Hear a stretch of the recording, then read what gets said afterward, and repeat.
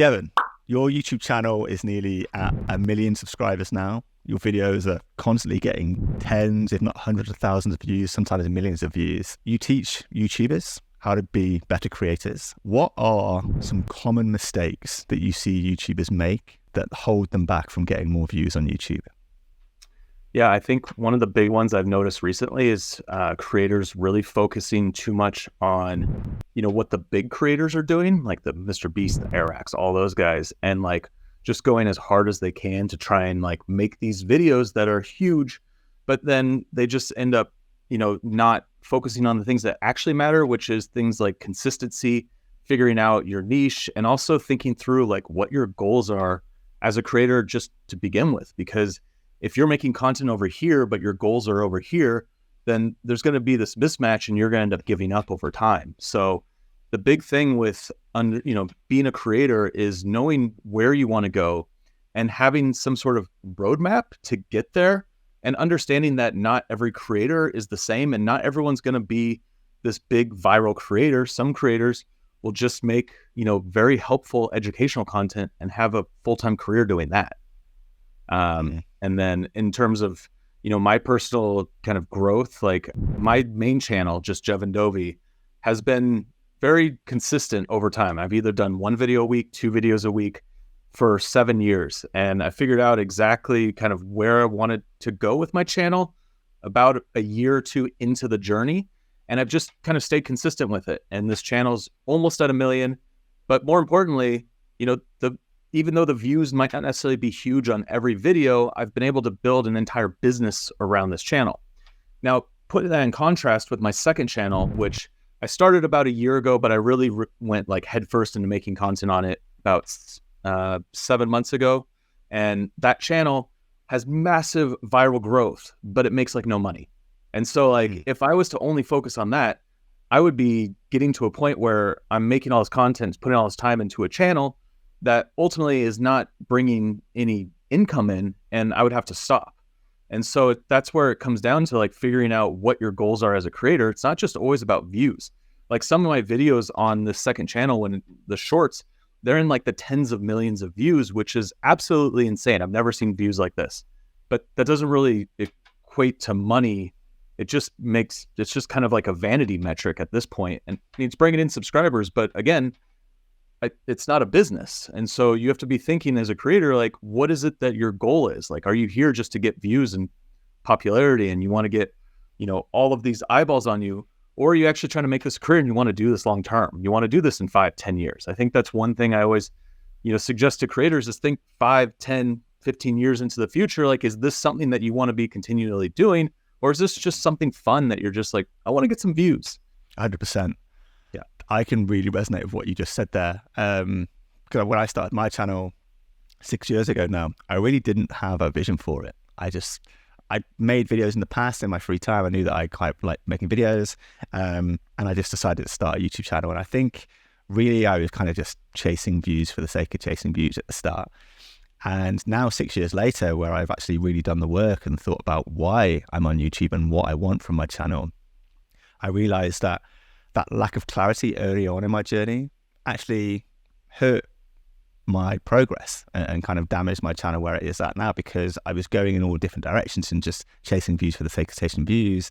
That hurt the consistency of my niche and my channel's the topics I was making videos on, split my audience and hurt me in the long run. So that's just one example from me of how having a clear idea of why you're starting on YouTube from the beginning can be really valuable. Completely agree with what you're saying there. And yeah, I think that's a perfect jumping off point for you to just give us a rundown of where you are now, what your channel looks like today and the type of content you make. And just tell us a bit about yourself and I'll get your channel up in the background. Cool. Yeah. If you haven't come across my channel before, it's just under my name, Jeven Dovey. And ultimately what I do is teach creators how to use their cameras, make better videos, and ultimately grow an audience. And so my focus is, I come from a filmmaking background. Like before I started YouTube, like I said, I had a production company, but before I had that production company, I was working reality TV. I was working on big budget features, and I was just kind of in the film world. I went to film school So I was kind of going down that traditional filmmaking path. And then I met my wife. We started a production company, really niche down into fitness, which was, it worked well for where we were at in our, what we were doing at that time. And, that production company is something we still do today. I just got off a 3-week shoot for that production company. So I still balance, production world and YouTube, and it's kind of chaotic at times, but it works. We're going to have to speak about that a little bit later. I'll talk about that because people are always wondering how I still do YouTube solo. Like, I'm completely solo on my YouTube channel. I don't have any help, but we'll chat about that later. But as I said earlier, my YouTube channel was a creative outlet. It was just something to like do something fun because I've always wanted to just be creative with filmmaking. I started filming back in like elementary school. So I've always had a camera in my hand playing around with cameras. And so I always wanted to be like a cinematographer. That's kind of where my goal was originally. But then as I got more into filmmaking, I realized I just like making content, and that, involves the whole process from scripting to shooting to editing to the whole thing, which is why, for me, YouTube is something that I naturally fell into because you can do it all. And you also don't have to work, on 8 months on one project before it's done. Like, I can go out, make a video, edit it in a couple days and upload it. Like, I like that speed. And that's something with YouTube is like, you can find the speed that works for you. But for me, it's like, I would get bored of a project if I'm spending a year doing one thing versus like just breaking stuff and seeing what happens and just like going and making something. Like, that's kind of moving fast and breaking stuff is the kind of like the way people talk about it in the tech world. But that's kind of how I approach YouTube, is like move fast, just make things happen and like figure it out, learn from mistakes, try things. Not every video is going to be perfect, and that's okay. Like, you can make another video. I'm with you there. Like, the internet is a fast place. People have a very short memory on the internet. So I think operating fast is the best way to be on the internet. Yeah. Just looking at your main channel now, some of your most viewed videos, you're looking at 5.6 million views, 2.8 million views. Could you share how you went about making these videos and why you think they did so well? Yeah. So I've kind of found what works for my main channel niche. So I teach creators filmmaking and YouTube, but it's accessing kind of the creators who are beginning their journey or kind of early on in their journey. That's who I like talking to and who I like helping. And I also come from this film background, so I like to really focus on the cameras and cinematography and things like that. Now, early on in like 2018, I really fell into drones with the DJI Mavic Pro. That was the original one. And that was back when companies didn't really understand this whole process of giving products out to a bunch of creators and letting them all release a video at the same time. Like, none of that happened back then. It was very much, you just had to be early on the pre-release product. And if you got it early, you got a chance to review it before other people. So the Mavic Pro, I got, as soon as they went on sale, I was one of the first people to like put my order in, and I got the drone super early. And so I made a bunch of content around it before people had that drone. And that's what sent my channel off into this creator world versus the travel vlog world. Because I was like, oh, there's this whole thing here around cameras, filmmaking, and just the whole process. And I enjoy making content in this. I enjoy teaching and helping others learn how to use their cameras, learn how to make videos. And, now I'm getting more into teaching creators how to use story, because I think story is so important. And no matter what you do, no matter what skill level you're at, if you can understand how to tell a story, you can grow an audience. So you believe because one of you because you were one of the first people making a DJI video at that time, that's one of the reasons it did so well, got so many views? Yeah, it was. There was nobody that had the product yet, so everybody was interested, and drones were so new back then. I was flying drones before that drone, but like the whole buzz around drones, it was still a new kind of format. Like, we had this thing in the sky that can capture videos, and the Mavic Pro was like, is so much better than the previous models. And that it's like, that helped me kind of jumpstart my journey into the kind of drone filmmaking world. But ultimately I had to pivot my channel at that point and be like, I want to go down this path, and I want to teach, and I want to go through products and all of that, and make that conscious choice to kind of move away from travel. Now, I still did some, and I'll chat about that, but ultimately that's where I pivoted. But those, is it fair to say that because you saw some success with that video, that made you more confident and feel like that was the right decision to double down on that topic?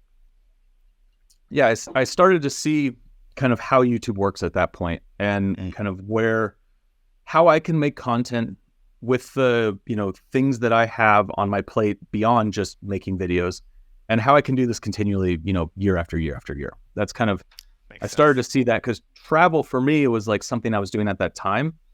And I didn't see us full-time moving out of our, apartment at the time and just traveling the world. Like if we were going to do that, then I would go full on into the travel vlogging world. Whereas, we have this production company in LA, and like, that's not something we were going to leave and we were going to stop doing. So I started to look at the reality of my situation and figure out, okay, so how do I make content with the things that I have on my plate and still be able to, be consistent on YouTube? And so that's where I, found that focusing more on this educational kind of side of building a channel really made sense for my specific situation. This is why, like, every creator, like, their unique situation, everyone's different. And that's why some creators are, they might be 20 years old and they can just travel the world and do these crazy videos all the time. Whereas some people have a family and they have other careers, like they can leave for a week, a month, and go shoot a video kind of thing. So you really have to understand where you're at on your journey and like what makes sense for you. And everyone's journey is different. Yeah, that's definitely something I can relate to. When I started my channel, I was backpacking and I had most of my time was free, and I was in all these different locations, like tropical locations.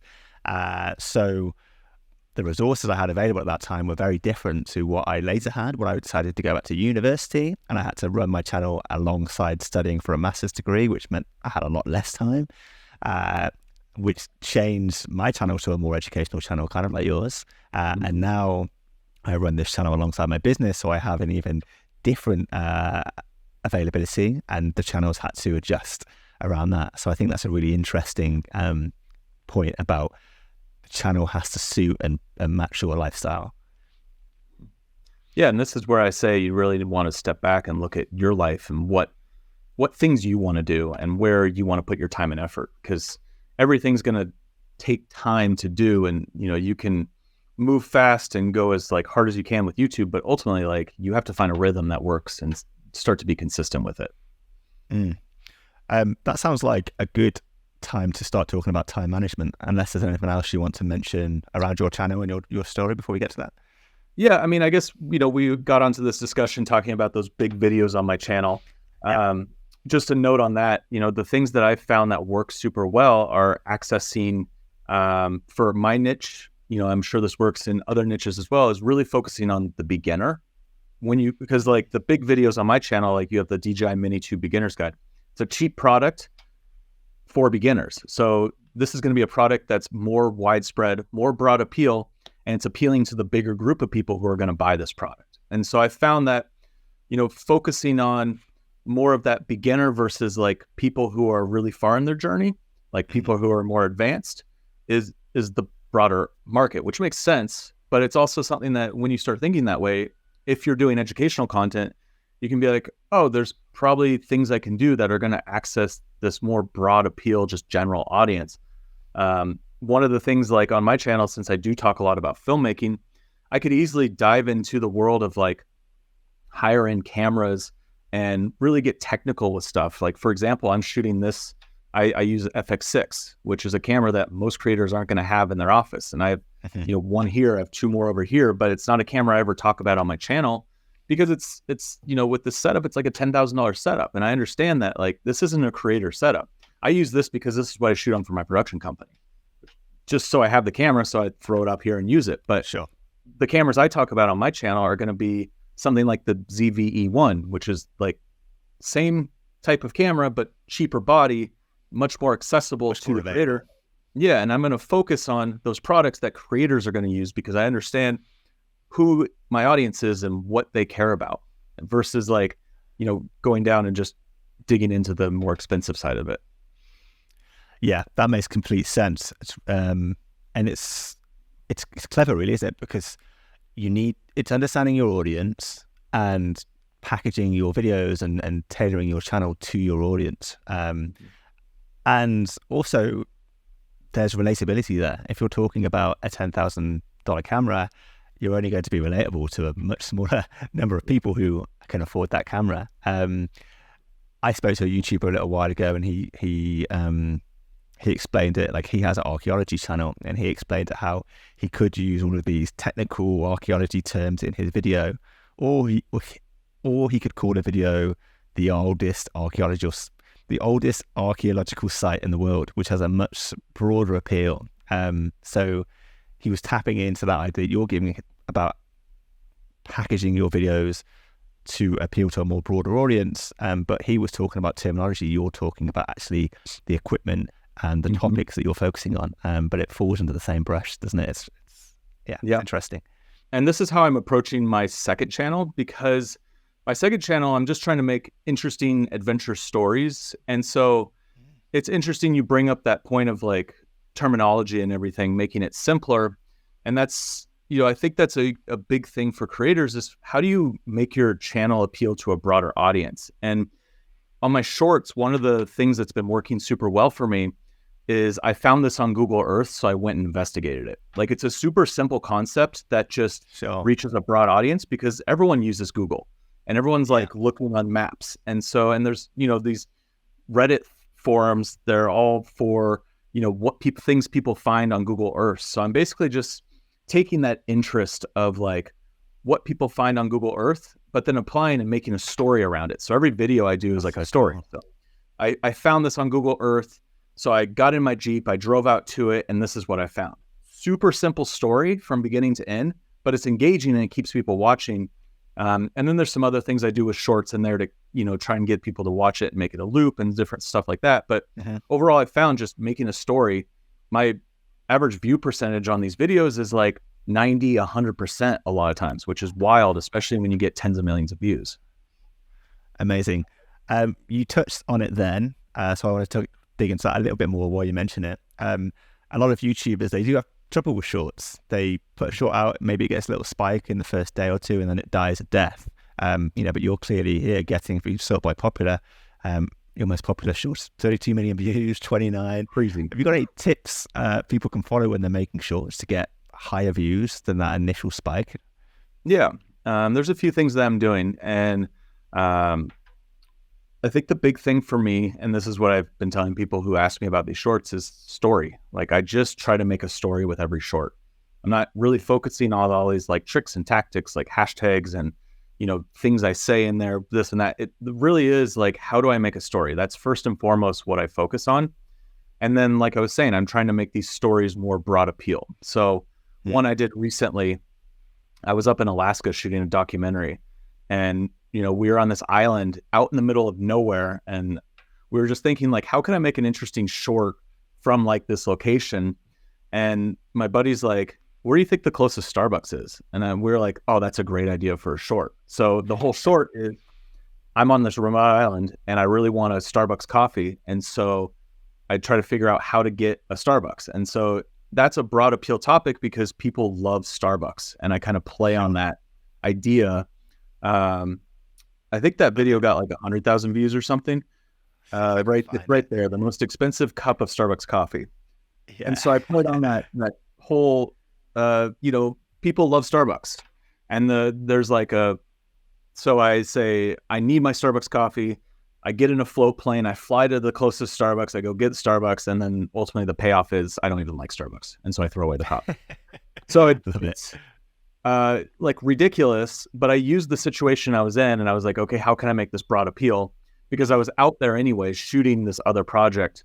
And so I'm trying to find interesting stories that can be told in 30 to 60 seconds. And that's ultimately like how you want to approach it. Can this be told in 30 to 60 seconds? Is it going to be confusing to the audience if you're putting it, if you have all these different elements involved, or like, what is the big moment? This is something that my buddy talks about, who is a sports documentary filmmaker, like a high-end documentary filmmaker. when it comes to storytelling, he says the biggest thing is finding what is that big moment and then basically making everything around that. So, Okay. you know, for the Starbucks one, the big moment was like, what is the most expensive cup of coffee? And then I kind of built the whole story around that. Another one I did that's doing super well is about this abandoned train railway in the middle of nowhere.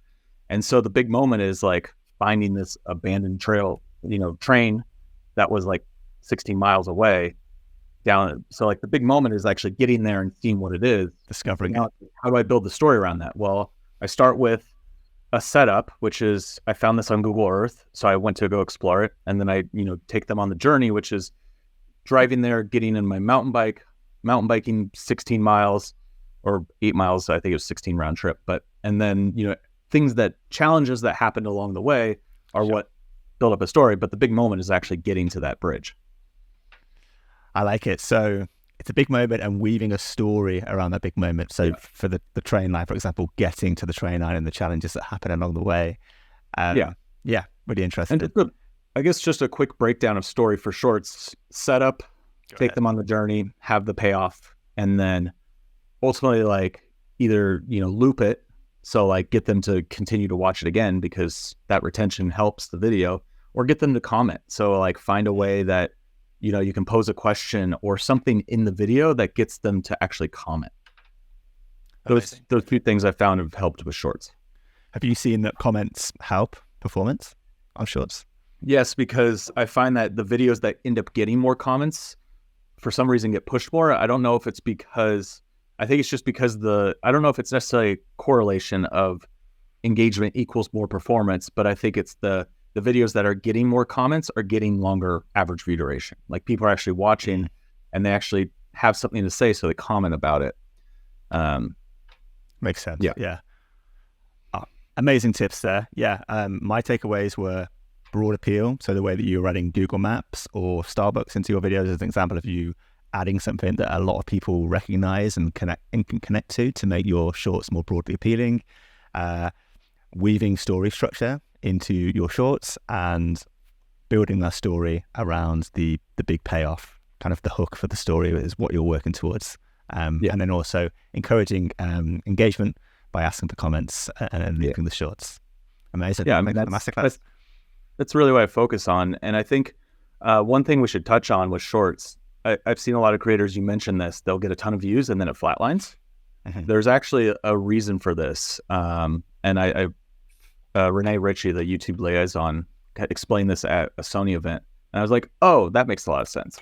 So with shorts, there's no impressions because the video is not showing up anywhere on YouTube. Like there's some, like sometimes it shows up at search and browse, but how YouTube determines if a video is worth, sending out to more viewers is by sending it out to an initial group. So that huge spike you see at the beginning of like 500, 1,000 views is essentially just impressions. YouTube's testing that. And then if the video performs well with that batch of people, then it might send it out again. And so what I've seen over time is I'll get one spike, flatline, one spike, flatline, and then all of a sudden it just starts going up like at an angle in terms of views. Yeah. So after the two initial spikes, which are really the test samples, that's when YouTube decides whether to push this short out or not. Yeah, it's interesting because, like I've heard a lot of creators are frustrated because they get all these views and that flatlines. And the thing is, that's what's happening with impressions, but there is no impressions really on shorts. So it's views. Okay. So it's their way of testing out the quality of the video, the same way YouTube tests out the quality of your long form videos with your existing subscribers or that initial small group. That little spike on shorts is the equivalent version of that. Yeah. And I still, all my videos get that spike and then it flatlines and then it takes off. It's such a weird thing, but, on a long form video, YouTube's testing your title thumbnail impressions and seeing if you'll get clicks. There, you don't have that title thumbnail the same way on shorts. So they're testing the video, whether it gets views or whether it gets watch time. And that's why you're seeing views. There's going to be a lot of viewers very happy that we just spoke about that, because I speak to a lot of YouTubers that are just hitting their heads against the wall with shorts. So I think they're going to find those tips really useful. Yeah. Thanks for sharing. And I think the biggest thing I've found is if my short performs over 70% average view percentage, then there's a chance that it will take off and get, a lot more views. If it's underperforming 50, 60, 40, it's probably not going to take off. And what I've done actually is those videos that are underperforming, I go back, I cut out a few things, make them a little bit shorter. Then all of a sudden they'll get up to like 80% and they take off. Wow. So the average watch time is super important with shorts then. Mm-hmm. Yeah. Okay. Little tip for people. Take down your shorts with low watch time, cut out the fluff and try again. Yeah. Yeah. I mean, if somebody really wants to dive more into shorts, I built a whole course for my process over on my Creator Film School. So just a little self-plug there. Hell yeah. We're going to link to your film school in the description below this video. And we're also going to look at that in more detail a little later. I want to explore how, as a YouTuber and also as a business owner, how you manage your time around running your channel and creating a product. So we're definitely going to jump into that and look into that in more detail. But if you want to check that out now, links down in the description. Cool. Right. We've been hearing great tips so far on how to get more views on YouTube. But if you're like me, you'll know that no matter how hard we work, some months views might be up and other months our views might be down. And when looking at ad revenue, that means that some months we might earn a lot and other months we might not. And I, for one, do not like that monthly inconsistency that comes with our YouTube earnings. So I went away and I found out that YouTubers like Jeven Dovey that you'll see on screen now, and even smaller YouTubers like Brendan Washington are using a platform called Uscreen to solve this problem. What is Uscreen and how does it help us earn monthly recurring income, you might ask? Let me explain. So going back to Jeven, he's used Uscreen to build the Creator Film School that you'll see on screen now, where you can see here he's teaching his audience the skills they need to create awesome videos. And if they want to, as viewers can join the Creator Film School by just committing to a $29 a month membership fee. Jumping back to Brandon here, he's used Uscreen to open the Creative Fam Academy, where if we scroll down, we can see he's hosting a ton of courses for his viewers that they can access when they join his monthly membership, which if we scroll down here, we can see is ranging from $4.99 for the basic stuff to $79.99 a month to join. And just focusing in on some of the Uscreen features Brandon's using to convince his viewers to sign up to that monthly fee, we can see here he's offering live stream trainings to his viewers. They can join an internal community inside this membership space, and they just get access to a ton of extra guides, courses, video content, and Q&As. And jumping back to Jeven here, even though his views on YouTube might be going up and down each month, if he can convert 100 of his viewers to sign up to his $29 a month membership, well, that's $2,900 he's making every month, regardless of how many views he gets on YouTube. Seeing these creators doing this solidifies inside me how great I think building a membership space around your YouTube channel is. It generates you recurring, consistent income every month, and it just means that you're not obsessing over whether your views are up or down on YouTube month in, month out. In fact, if you look on screen now, you'll see that I'm using Uscreen myself to build up my own membership platform.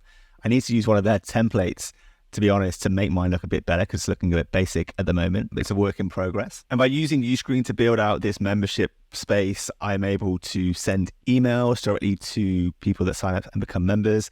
I'm able to offer free trials and provide coupon codes to my viewers. And jumping over here, you'll also see the behind the scenes of what the community space looks like inside a Uscreen membership area, where members of my membership space can come and have a chat with each other, speak to me, and just build a community inside my membership platform. And later, if I wanted to, I could bring my membership space into my own white label mobile and TV app, which means people could access it on iPhone, Android, Fire Stick, Roku TV, all of those usual suspects. It's a no-brainer for YouTubers like you and me making educational content to build membership sites alongside our channels to just get that guaranteed recurring revenue. I recommend using Uscreen to do it. Thankfully, they're sponsors of this podcast. So if you want to get set up, you can use my partner link that you'll find below in the description to this video. Thanks. So, Jeven, you mentioned, you're running your YouTube channel, nearly 1 million subscribers, and you're also running a production company alongside this. How are you managing your time to be able to do all of these things at the same time? Give us some insights. Yeah, it's tough. It's a lot going on. It's chaos. I actually just had coffee with a friend when I was up in LA recently, and he's like, I don't know how you're managing all this. And I'm like, I found a balance that works. So when it comes to the production company side of things, when I first started the company, I shot and edited everything. So it was like me and my wife, she's a producer, I was the creative, and we would do everything together. Working in that small team of the two of us allowed us to grow the company without a ton of overhead, which was super essential for that business at first. And then over time, we've built our clients up, and we have, repeat clients, and, we have more of a foothold in this industry of, fitness video production. So we've actually started hiring out for that. So I have editors that I work with that edit everything. So I never touch an edit when it comes to fitness anymore. Sure. We have shooters and audio guys and producers and PAs. Like, we have this whole team of people that we work with. And so, like, the last shoot I was just on, we had like 15 to 20 people on set per day. And so we've just built up this network of people so that when it comes to the production company, I'm more focused on, working with the client on the creative. And then when I'm on set, I show up, I'll light, shoot, depending on the project. And basically it's like the day of work, sometimes a prep day. So for me, my production company has really been streamlined to the point of like, it's mostly the days of production is when I'm working on that. And I'm not doing a lot of extra stuff around it. So that freed me up to do more on my YouTube side of things, which that for me is, my biggest bottleneck is just trying to manage all the different parts from writing, shooting, editing, releasing, and then also running my business, the Creative Film School. So my management for that. Let me just summarize that then. So you've grown your business outside of YouTube by hiring a team, and a lot of that is running it south, and you're kind of coming in and doing the specific tasks that you need to do and you want to do. Awesome. And you mentioned earlier that you're running your YouTube channel on your own, so different to your business. Give us some tips there on how you're wearing all of those hats and getting everything done. I think part of it is just understanding my time management, like knowing how long it takes to do something. So right now I'm working on a few videos, and like understanding that I need half a day to write a video. I'm going to need probably a day to shoot the video that I'm currently working on, and it will take a day or two to edit. So if I look at that, it's like, okay, half day, day. So I'm looking at like 3 days of my week.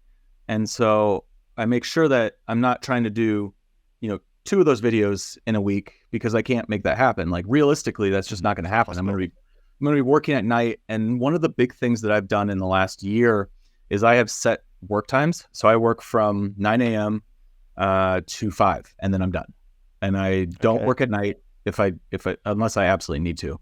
But I don't work at night, and I don't work on weekends. That sounds healthier than most other YouTubers I know. Well, I have 2 kids. I have a 1-year-old and a 3-year-old. So it's necessity. It's like, is YouTube more important than family? And that's, you have to start weighing these things and being like, well, what do I want to spend my time doing? Like, do I want to sit in my office and work on videos for the internet, or do I want to go spend time with my kids, or like go mountain biking or go hiking? Like, there's other things I enjoy doing besides making videos. 100%. And the more that I get into YouTube, like the less I do the other things. And so it's trying to find that balance, and not just being like 100% into YouTube and making that my only existence, because you'll get burned out if that's what you do. You could do it for a period. There's definitely there was 1 year in my life where I was like 2 videos a week religiously for the entire year. And that was also the year where I saw the biggest growth on my channel. Sure. But then I also like only made YouTube videos for a year, and like it was a lot. Come with that. Yeah, you sacrifice a lot. And I think there's definitely periods where we need to sprint and we need to put our heads down and just work. For my channel, around the holidays is that time, like really put my head down and grind for like October through December, because there's a lot of people watching this kind of content around then. Sure. But overall, I've really found this balance of like having set times and then understanding what it actually takes to make a video.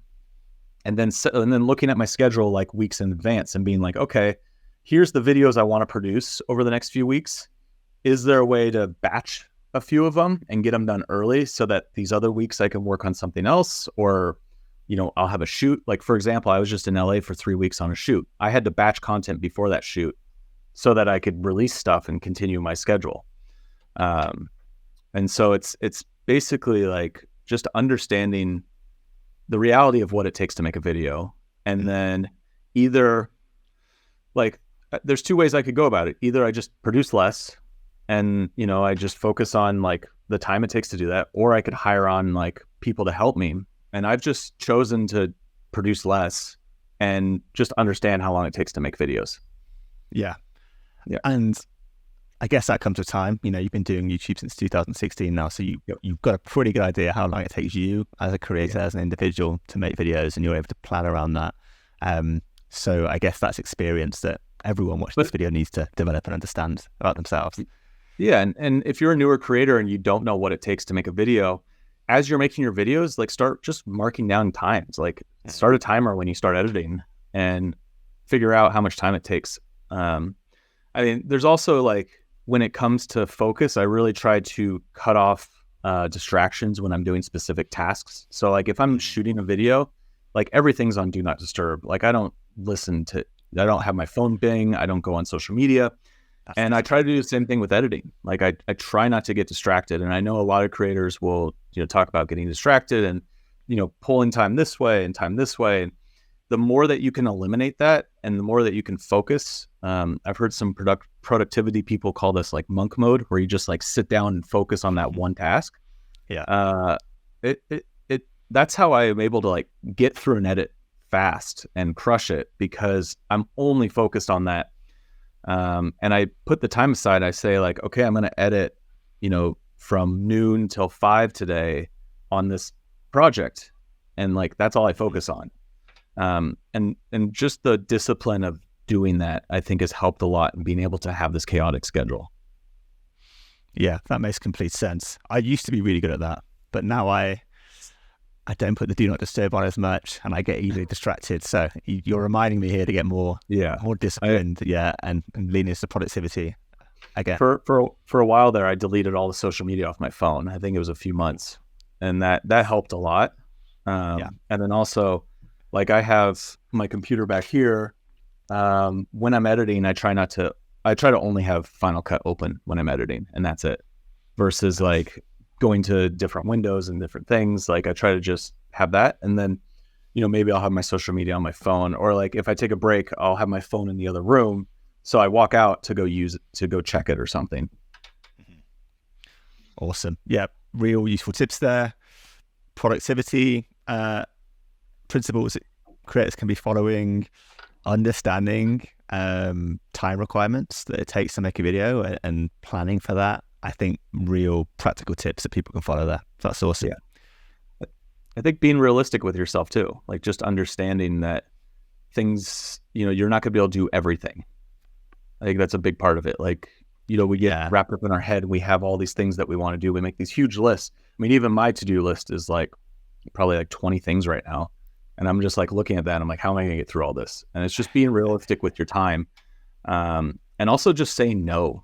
I think that's a big thing to people that creators need to understand, is saying no to things and saying yes to only the things that you actually want to do, especially when you're starting out. Because, when it comes to, we get into like the business side, when it comes to like sponsorships and free products, since I get a lot of free product requests, as soon as you start saying yes to all of these things, you're basically saying no to the stuff you might actually want to do.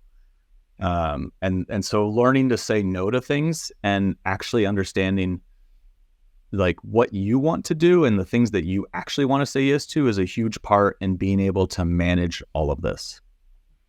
100%. Yeah. There's always going to be people trying to pull you in different directions and take your time. I've learned from myself as a business owner, YouTuber, when I was at university trying to juggle everything, the ability to say no, even though it feels painful and disrespectful to people, it's such a valuable skill to pick up and a discipline to stick to, isn't it? Yeah. I guess a couple other things that I've done recently. A year ago, I stopped drinking. So that was a big thing that's helped me productivity-wise. Which wasn't to a hangover now. Yeah. No, I mean, I didn't stop drinking because of productivity or anything like that, but I stopped drinking because I was kind of over it. But I've noticed that, like, you know, going out with friends now, like I can go out and hang out with people, and then the next day I can wake up and still go get a workout in. And Sure. you know, for me, one of the things that helps me stay focused is working out early in the morning every day. So I get up 5 o'clock every day. I go to the gym till 6:30 ish, so that before my kids are awake, I've already got my workout in. And then it's just like, it's one of those things that I'm, you know, religious about, kind of like constantly doing. Yeah. It's that discipline. It's like telling yourself, these are the things you have to do, and actually doing them. And by going through that process, it like gets you in that mode of like being creative. Sure. And that consistent discipline creates the long-term results when you apply discipline routinely.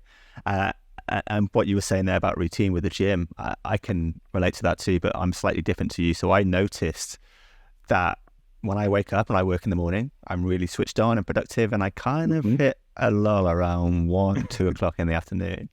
So what I do is I go to the gym on my lunch break, because I realize that if I work out at lunch, when I come back to my desk, I don't have that lull. I'm awake again, I'm energized, and I can work productively through to the rest of the day. So we're all different, and there's different strategies you can weave into your daily routine to get the most out of it, isn't there? We're all different. And that's something that I think, you know, individuality, we need to like kind of figure out where our strengths and our weaknesses are. You know, for example, my brother, he works out at like 10 o'clock at night, and he like, it's so flipped from me. And when we lived it, out of college, we lived together, and like our schedules were so different. I had a job where I'd get up at 5 a.m. to go to the gym. I worked the front desk of a gym right out of college. And so I would be up at 5, but then he's someone who can stay up till 2 and work. And like, he's also in creative, but different. He doesn't do video. He's an artist, but like, you know, his whole creative time was like night, whereas mine, I feel like, is definitely, you know, more earlier on in the day. So like, yeah, that was a balance. But in terms of just understanding, like, I think there's a lot of creators out there that will watch these productivity videos and be like, oh, I have to, you know, live my life just like this guy who said this, you know, productivity hack. But the reality is, like, you got to test and try things and figure out what works for you. And I've found over time that getting up and working out, like, I am way more creative throughout the day, and I can stay focused all the way through like the evening. Whereas, you know, you're saying like you have this lull in the middle of the day, and so you go to the gym, and then it helps like bring you back up. So that's how your body works, and that's how your brain is functioning. Some people, like my brother, they can be creative all day, and then, you know, the gym is when the night is when they need to go to the gym or like, you know, do something else. So the superhumans. I wish I could do that. If I work out at night, I would be up all night. Like, it would keep me awake. I think that's the whole thing, is like, I'm like supercharged if I go get like a good workout in. So if I do that at night, I can't sleep. Cool. So I come across a lot of YouTubers, they work a full-time job. So simply the fact that they have their job, they struggle to create and build a YouTube channel alongside that job. We've already established it. You're running a business.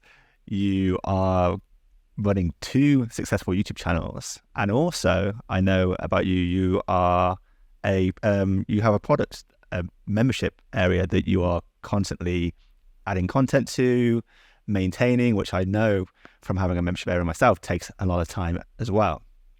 Yeah. You know, selling products on YouTube is such a valuable income stream for YouTubers, you know, outside of ad revenue, which can be quite low. So I'm also curious how you can create a product like this and constantly maintain it around your other commitment. So have you got any tips for people who are thinking of building a product outside of what they do, and how they can make that a reality? So my biggest thing is start small.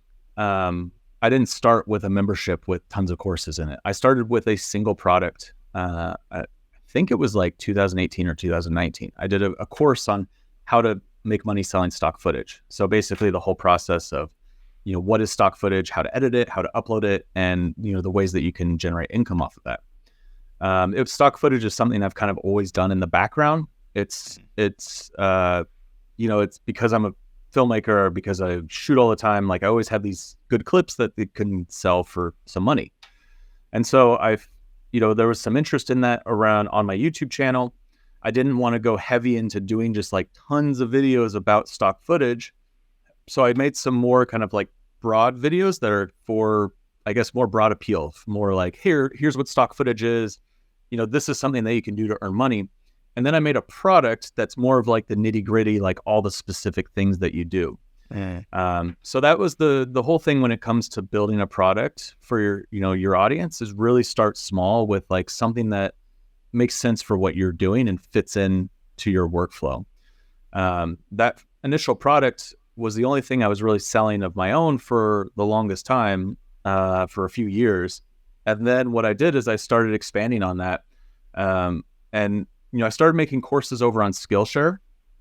And I liked their model because it was like making a simple course that's like an hour long, very digestible. And it was easy for me to do that because I could come up with a course concept and then probably shoot it in like a week or so, edit it in a week and have it done.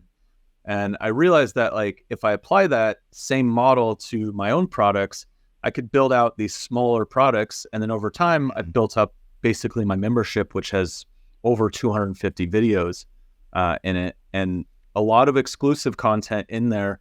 Some of my YouTube videos I put in there, I've reworked them and added more context and things like that. But a lot of it is like exclusive content that I've shot on top of everything else I'm doing, but for what I do for these products is that I really come out with like, what is the product I want to do? So for example, the editing course, I wanted to teach people how to use Final Cut from knowing nothing to actually making YouTube videos with it. And so I came up with everything I need to teach in that. And then I sat down for a week and just knocked that course out. And then I edited it and put it up. And now it's a product that I sell on my platform. And so I've been doing that over time now. And now I have this library of content that I've put into a membership.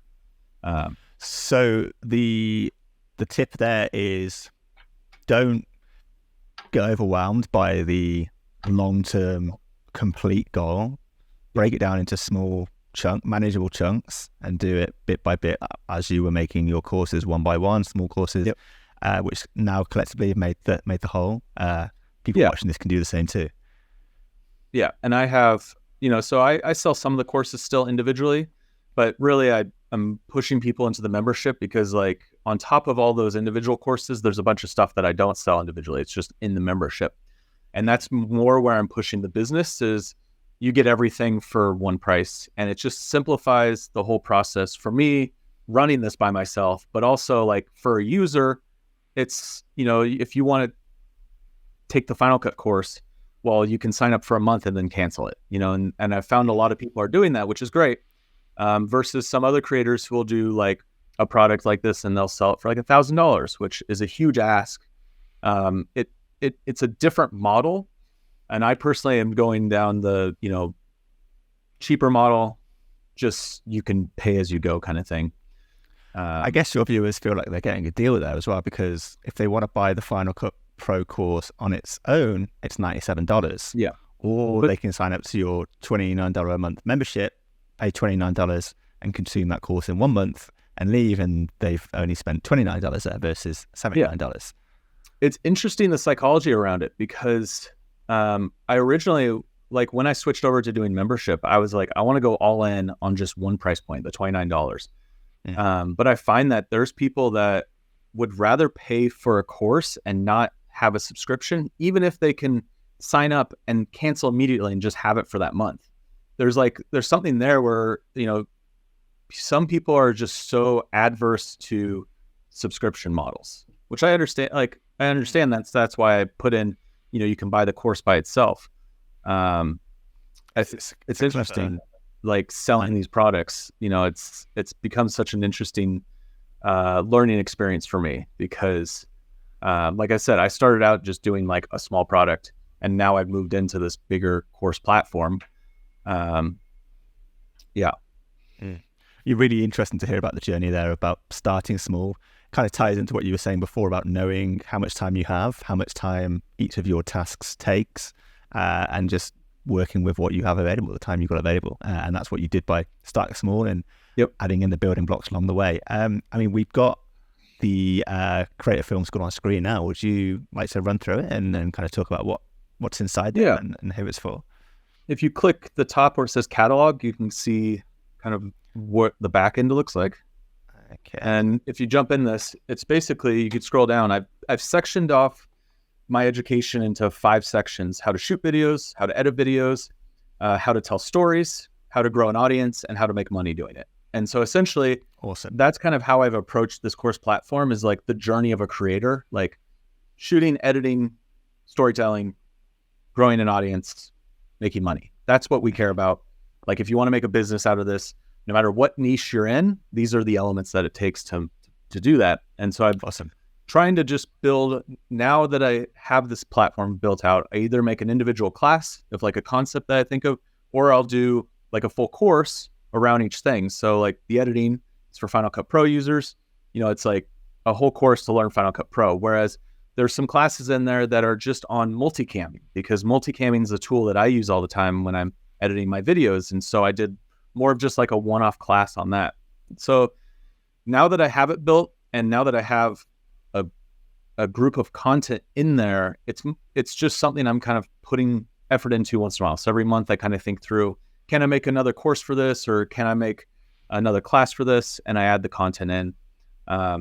And there's like specific courses that I've planned out over the next couple of years that are going to be these bigger courses that will take 2-3 weeks to make. But, you know, in building a product like this, I'm looking at, again, the time it takes to make something. So I'm like, when it comes to making a course like this, I've figured out a format where I can make a course, shoot it in a week, edit it in a week, and release it, so that I'm not taking months and months to do these courses that take away from my YouTube channel and everything else that I'm doing. Sure. You're making it fit within the time you have, and you're being as efficient as you can. But another thing when it comes to just courses in general, the reason I'm pushing more into courses is because I'm trying to move away from things like sponsorships on my channel. And we could talk about the different monetization strategies for a channel. I'm sure, there's a lot of you out there that are interested in the different ways you can monetize a channel. Yeah, I do want to talk about that, and we will get to that in a second. There's something I want to ask though while we're talking about the course. A lot of YouTubers out there will have been like interested in selling a membership course like you have, but just they see themselves as creators. I speak to a lot of YouTubers like this, and they simply don't know how to approach selling a product, like how to promote their product to their viewers, like what the process is and how to make it appealing to their viewers. Have you learned anything along the way while you've been making the Creative Film School that you can share with the viewers? Yeah, I mean, I think a big part of it is understanding your audience and what is a pain point of your audience, and how can you make a product to solve that pain point. Because when you can do that, then you can naturally put marketing in the videos you're already making. So for example, I'll do a video around a new drone that's coming out, and I'll talk about how this new drone shoots in log format, so you get this flat profile that you can color grade.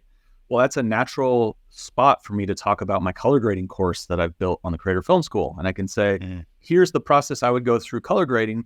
But if you want to know more in depth and you want to really dig into color grading, then you can go check out this course. So I'll like give away how to do it. I'm not going to like hold things back, but it's on a YouTube video. I don't necessarily dive into an hour of color grading on this course or on this video about a drone.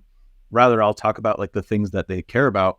And then I'll say, if you really want to dig into this, you can go check out my course. And so if you're building products that fit your audience, there'll be natural spots where you can just talk about your courses or your offering or whatever it is. Another thing that I sell are YouTube videos. Yeah, in your YouTube videos. To mention.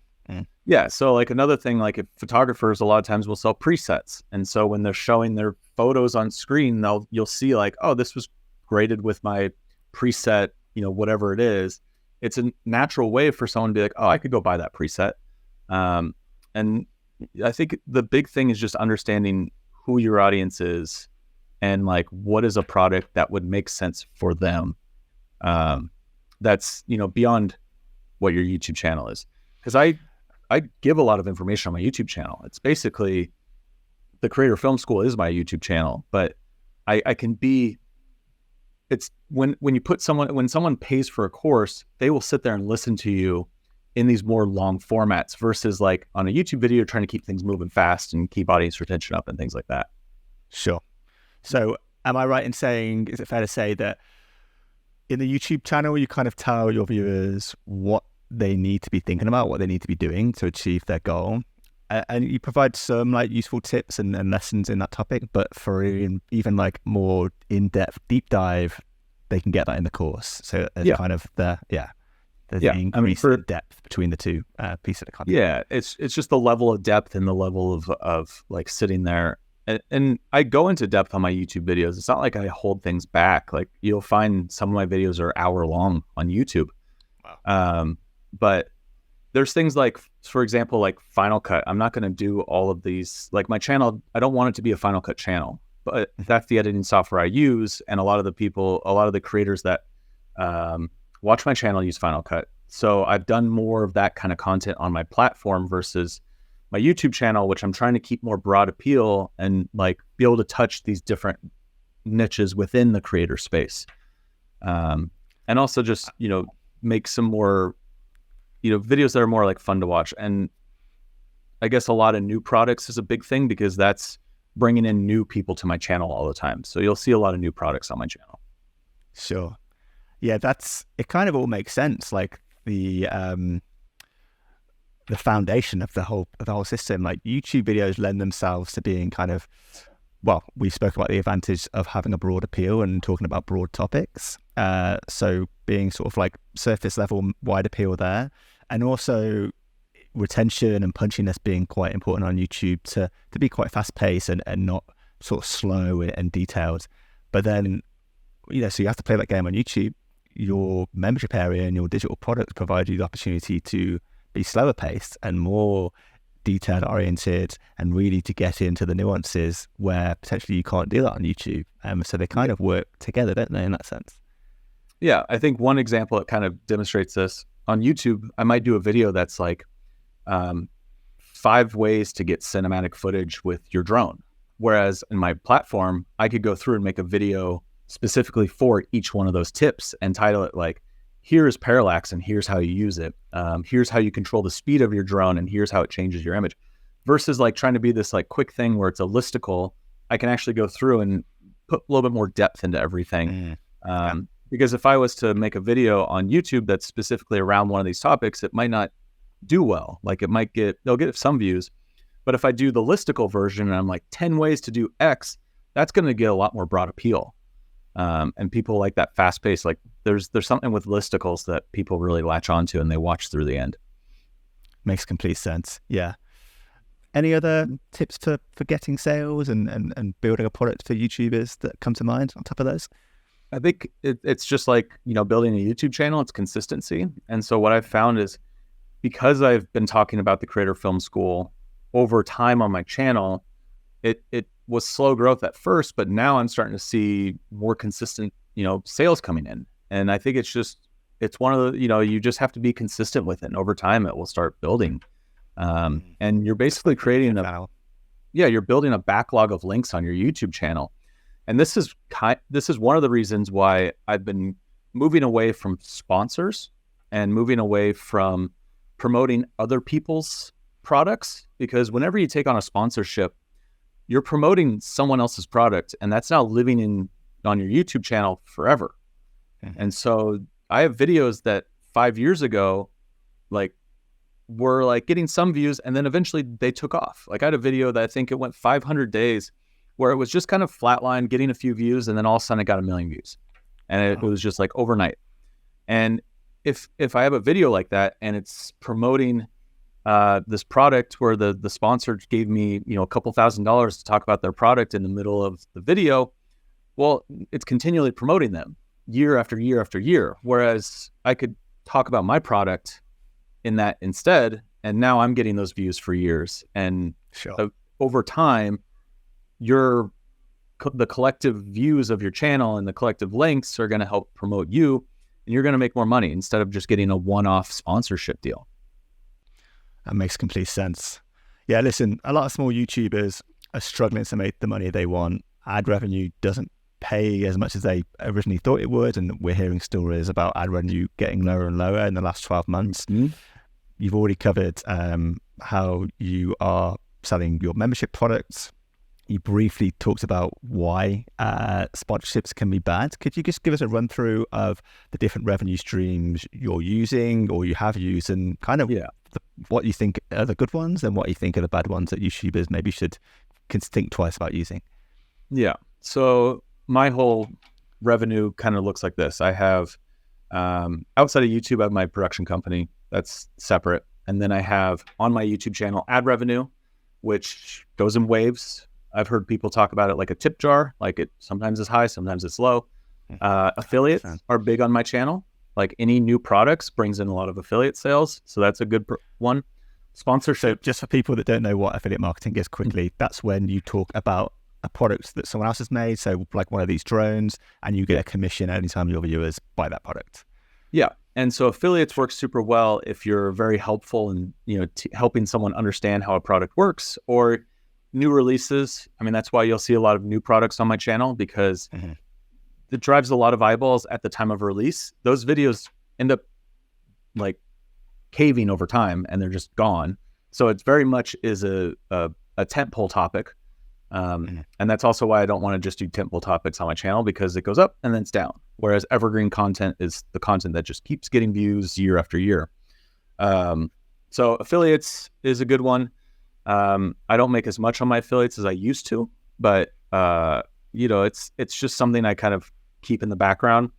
Let's see, sponsorships, affiliates, ad revenue, my courses. So my products, I would say Creator Film School, that's like the one course. And then I also sell LUTs. So those are the two products that I really sell right now. So LUTs like color. If you're shooting in, say, log on your camera, I create a LUT that gives you an instant color grade. Awesome. And so that's separate to the Creative Film School that we're looking at now. Yeah. I mean, if you go into the catalog, you'll see them in there, but they're not included in the membership. So it's like a separate thing that I can sell. So if you hit catalog and you scroll down, you'll see there's a section for LUTs at the bottom. And so what I'll do is just send people directly to these products from a video. So like if I do a drone video, I'll send them to cinematic aerial LUTs, and it's, just a one-off product kind of thing.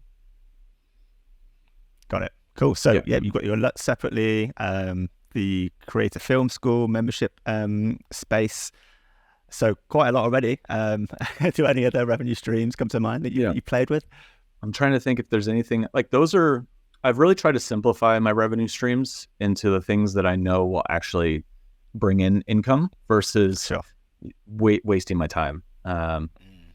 So in the past, I've tried other methods, but these are the ones that I've found that actually build the business around my channel. Yeah, that makes complete sense. And that's something I do all the time as a YouTuber and, also as an entrepreneur, like that exercise of what actually has got results recently and what has just been a waste of time. So in terms of revenue streams, what has actually brought me money, and considerable money for the amount of time that I've put into that revenue stream. And if it's not making the cut, I scrap it and focus more on the things that are bringing money in. So it sounds like you do something similar. Yep. I think a big thing for the creators watching this, start tracking everything. So I have a Google Sheet where I track all of my income streams based on category. So like ad revenue, affiliates and all of that. But I also track affiliates from each company. So because I talk about a lot of products, I talk about, the different services I use. I have affiliates in everything. Like most products out there will have an affiliate somewhere. So like Amazon, I'm an affiliate for. B&H, I'm an affiliate for. Music Bed, I'm an affiliate for. So like all of the products I use, if it's something that I'm going to talk about on my channel, I look for an affiliate, because somebody is going to say, oh, I want to use whatever you're using.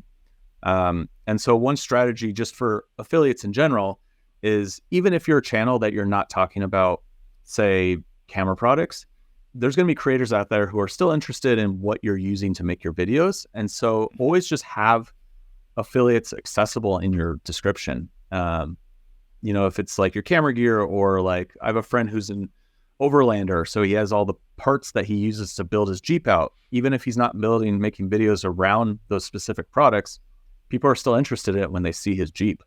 So So if figuring out what your audience kind of leaving money on the table if you aren't just popping those affiliate links in your description. It's so low effort, but they could convert to a sale every one in even 100,000 viewer. It might be some money that you get in that you wouldn't have if you hadn't put those links in.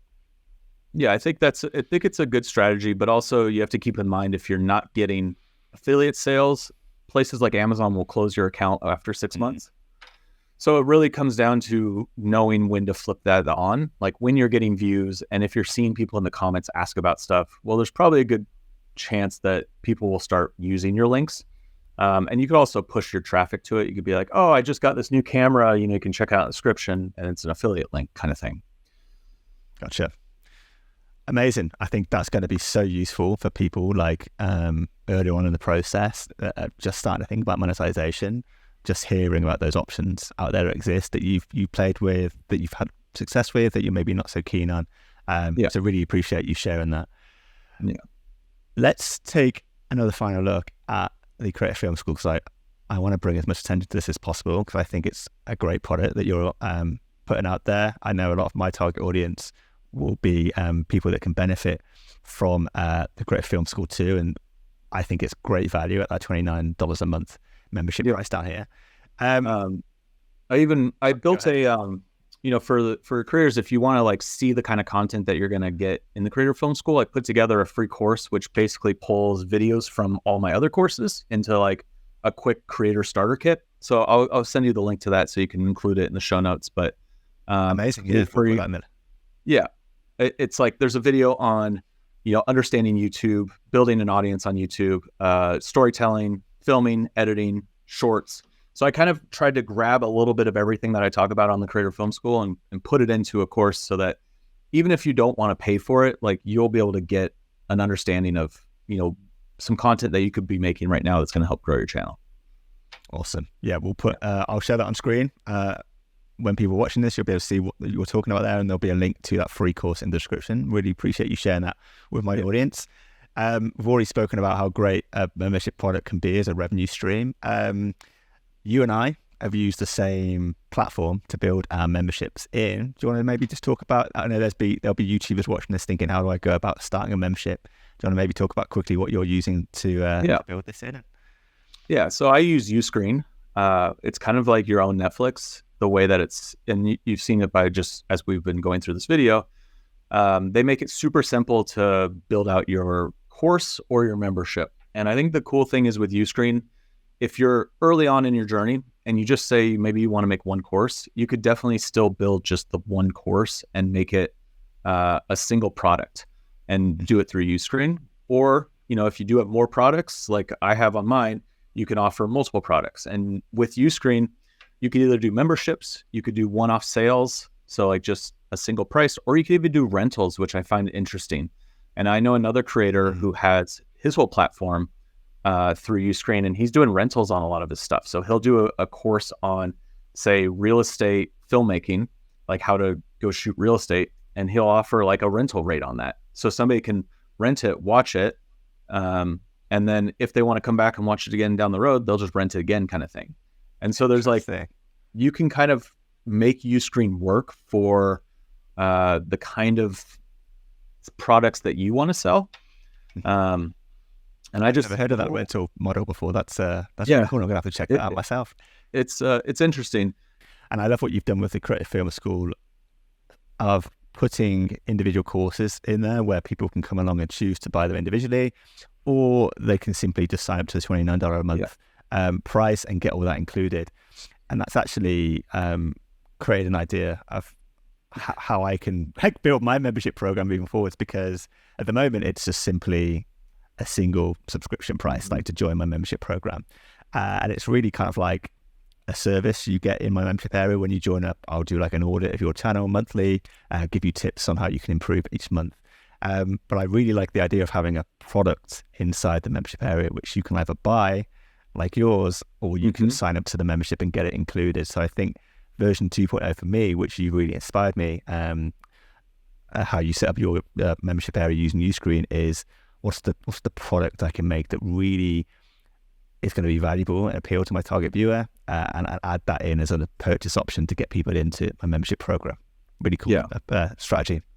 And I think one way to think about courses is instead of just giving someone information, what is the transformation that someone's going to go through when they finish your course? So each one of those products, what's the transformation? So for my Final Cut course, the transformation is, well, I can edit using Final Cut now, and I'm going to completely understand it. And so thinking through, instead of thinking like, what's the skills I can teach, rather think, what is the transformation I can give to the viewer?